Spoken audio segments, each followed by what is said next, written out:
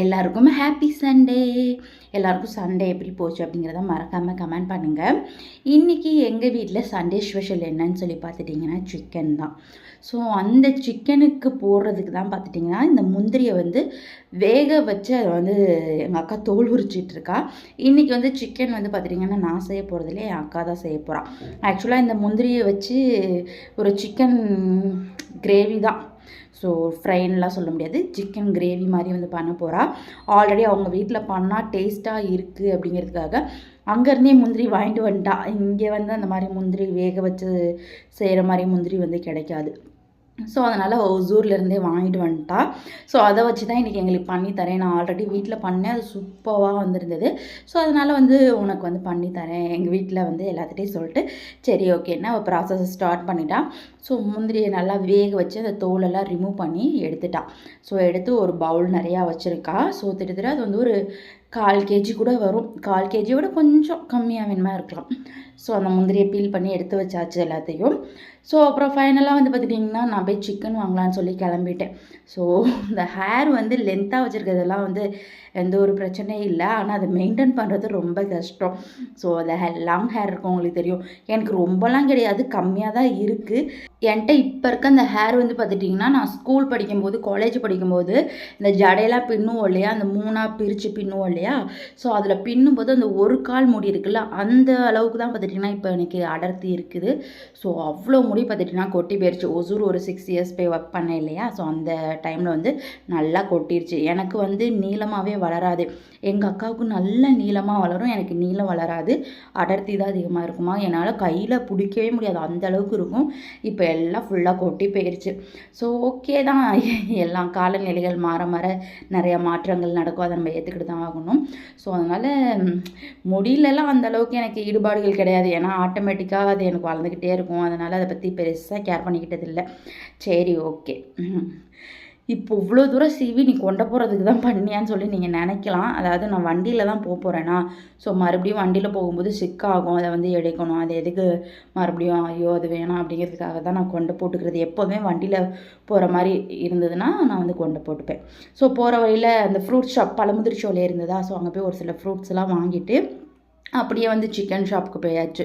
So அங்கே போயிட்டு chicken வந்து பார்த்துட்டிங்கன்னா ஒரு 2 kg வாங்கியிருந்தேன். ஏன்னா எங்கள் பூனைலாம் இருக்குது. ஸோ அவங்களுக்கே 1/2 kg ஆகிடும். ஸோ அதனால் நான் இன்றைக்கி வந்து 2 kg தான் எடுத்திருக்கேன். ஸோ அதை வாங்கிட்டு வீட்டுக்கு வந்துட்டு அதை அலசுறதுக்கெலாம் எனக்கு டைம்லாம் எங்கள் பூனைங்களாம் கொடுக்க மாட்டாங்க.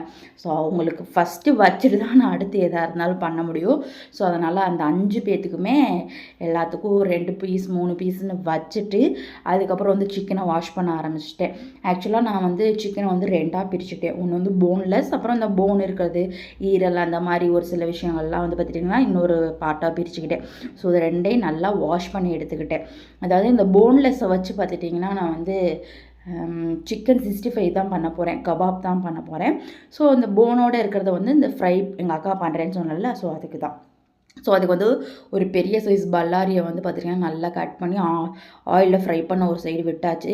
இன்னொரு பக்கம் வந்து பார்த்துட்டிங்கன்னா அந்த சிக்கனை மேரினேட் பண்ணுறதுக்கு வந்து பார்த்துட்டிங்கன்னா, அதாவது சிக்கன் ஃப்ரை இருக்கு இல்லையா, அதுக்கு மேரினேட் பண்ணுறதுக்கு எங்கள் அக்கா ப்ராசஸ் ஸ்டார்ட் பண்ணிட்டான். ஸோ நான் இப்போ பார்த்துட்ருக்க அந்த இன்க்ரீடியன்ட்ஸ்லாம் இதுக்கு தேவை. அதாவது ஒரு லெமன் ஜூஸ் ஃபுல்லாக எடுத்துக்கிட்டால், அப்புறம் ஒரு 10 ரூபா தயிர் பாக்கெட் ஃபுல்லாக இருக்கும்.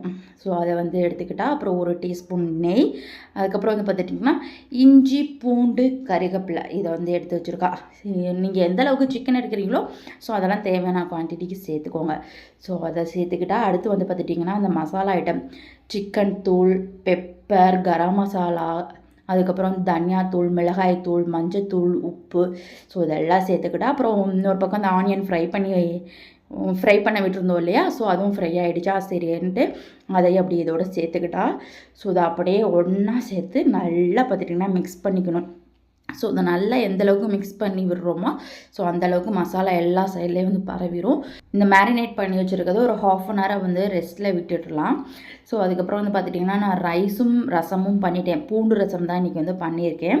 அதாவது எங்கள் அக்கா பேபி வச்சுருக்கனால அவளால் எல்லாமே பண்ண முடியாது. ஸோ அதனால் ரைஸும் ரசமும் நான் வச்சுட்டேன். அவள் அந்த மேரினேட் பண்ணி வச்சுட்டா. அதுக்கப்புறம் பண்ணலான்னு இந்த சிக்கன் ஃப்ரை பண்ணலான்னு பார்த்ததுக்கு என் தம்பி அழ ஆரம்பிச்சிட்டான்.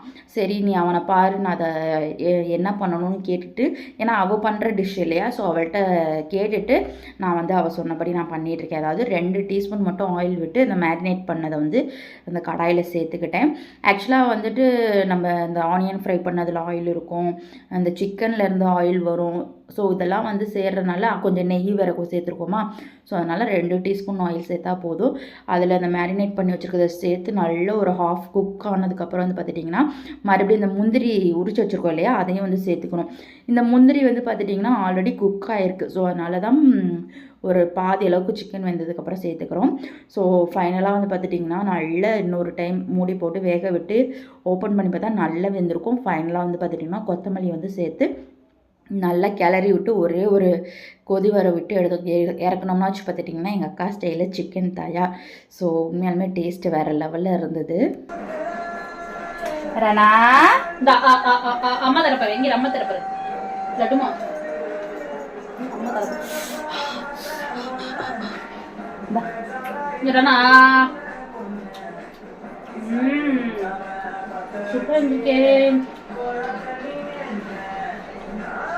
நல்லா கொடுத்துட்றேன், கொடு ரொம்ப சாப்பிட்றேன். வாய்ப்பு